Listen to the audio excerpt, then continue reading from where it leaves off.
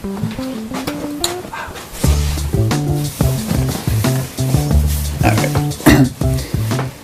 what's up? It's Rob Judge, and Bobby Rio and I are here with another video. Today we want to talk about humor, and this video is not going to be so much about how to become funnier, or we're not going to tell any jokes on this video, but what we are going to explain is what humor does and how it relates to subtext. Because so much of what I learned when I was, when I moved to Manhattan, I started going on a lot of dates, was that I started realizing that what you say has one level of meaning, but underneath that level, there's a subtext. And I'm sure you've seen this in as you deal with people too, is that so much of what the impression people get of you is based on the subtext of what you're saying.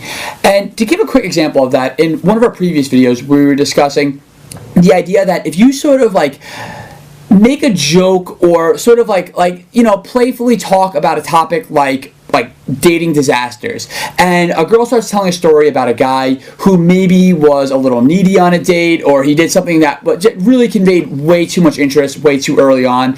Obviously wasn't very he obviously shows the guy wasn't socially savvy. If you can kind of make a joke about that, or you can kind of laugh about that with the girl and have a sort of that private moment, that inside joke about the fact that you both understand, because the whole thing is when you laugh at something, you sort of show ownership of it, you show authority over it, that it's the humor in it is that you know that it's inappropriate. Whereas most guys don't get that. Most guys just go on dates and they don't think about the subtext of what they're saying, what their humor conveys, because, and not to be too gross or lewd or disgusting, but you remember back when I was in college, I remember it was really popular, it was kind of weird thing that guys would tell each other, but jokes like dead baby jokes, right? So a dead baby joke to one of your buddies in the locker room, I mean, a lot of the times it comes off funny because it's you and your friend, but the subtext of that is that because a lot of times when you talk to guys, you want to put on that muchacho sort of masculine persona, and the whole idea of the dead baby joke is that you're so masculine, you're so just calloused that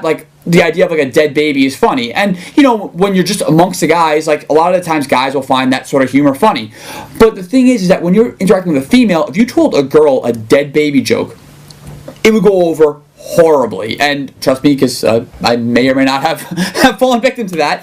And the reason is because what are you conveying to her? You're conveying to her that you're very calloused, you're not sensitive at all, that the idea of a dead baby is funny to you. So obviously it's not going to convey the right subtext. I mean, yeah, subtext is extremely important, like Rob is saying, and it can go a lot of different ways. It could be the guy who, and unfortunately he was this guy a few years back, that isn't calibrated enough to know that a dead baby joke isn't going to go over well with a woman, and the subtext there is horrible. But it could also be something as simple as self-deprecating humor, right? Self-deprecating humor can be amazing if the subtext, right, is right. And you may or may not have heard Rob or I, we talk about this idea of cool vulnerability, right?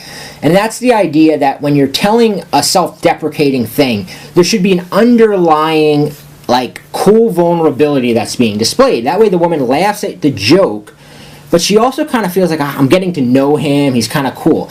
A lot of guys though, and myself, I was so guilty of this with self-deprecating humor, is that I just wanted the laughter. I was addicted to the laughter, and I would just do anything to get the laughter. And I would start if she was laughing, I would just deprecate myself. I would it was a race to the bottom just to keep the vibe fun.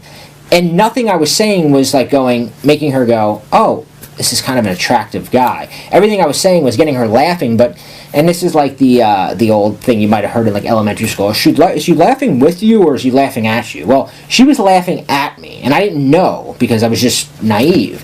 You want to get her laughing with you, and as Rob said, the perfect example he said is when you have something like laughing at guys who stalk women or get clingy, right? Because that kind of humor, it's got two levels. It's funny to tell a joke about how your friend bought a girl flowers the day after he hooked up with her, and he was acting like he was going to propose to her, and you can both kind of laugh about that. That's one level. But on the other level, you're also saying, I'm not that kind of guy. I get that that's creepy, so you don't have to worry about it with me. So that's this idea of multi-leveling your humor. And I think that's really important because I don't think most people understand that. And it's something that Rob and I we first explored a lot of in our program Magnetic Messaging, is text messaging it's like there's the text you send, and then there's the subtext, right? And a lot of guys. It took a while for them to understand. Like, if you're shooting out a certain text, on the surface it may be innocent, but on the subtext might be like, this guy's pretty desperate, or this guy's coming across too strong, too soon, too this, too that. So you want to really think that way with your humor as well.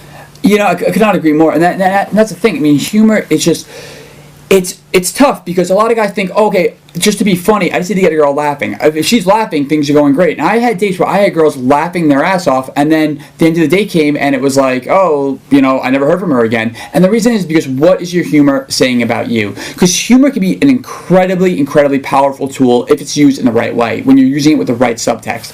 And that's why, you know, Bobby Rio and I created this Make Her Horny with Humor course, because the course, I mean, again, it's not like Bobby Rio and I, you know, Bobby and I are really comedians. We're not like, you know, going to stand up. Yeah, I mean, I don't consider myself an incredibly funny person, but the first thing you have to understand is that the bar for social humor, like humor on dates, humor when you're talking to girls, humor even when you meet a girl for the first time, the bar is set very, very, very low. It's not like you're up on stage. It's not like this is like, you know, Showtime at the Apollo. So that's the first thing you need to understand. Even if you don't think you're an incredibly funny person, you don't have to be. Obviously, we're not. So that's no, you know, lesson number one about, you know, Make Her Horny with Humor is that you don't have to be incredibly funny.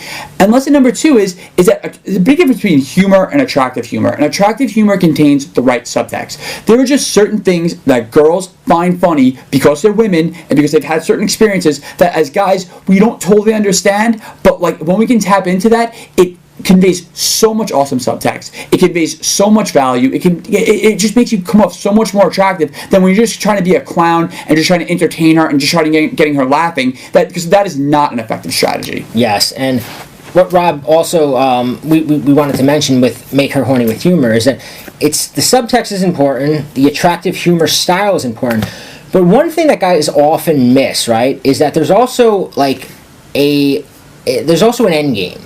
And because there's an end game, it means there's points in the way to the end game. The end game obviously the course is called Make Her Horny with Humor. So the end game is getting her back, sleeping with her, making her your girlfriend, falling in love with her, whatever you want to do after you sleep with her, that's up to you. But the end game of this thing is, okay, I'm talking to this girl, how can I progress it to a sexual relationship? And what we figured out was that there's actually phases, because the kind of humor you use when you're talking to a girl that you're just meeting and it's been 5 minutes and she doesn't really know you is a little different than you're using when you're back at her place. Because when you're back at her place, now you've got to move into, let's say, a physical humor. A humor that's going to allow more like, and I'm not going to do demonstrations on him, but it's going to allow more like touching, more flirting than when you're first talking to her.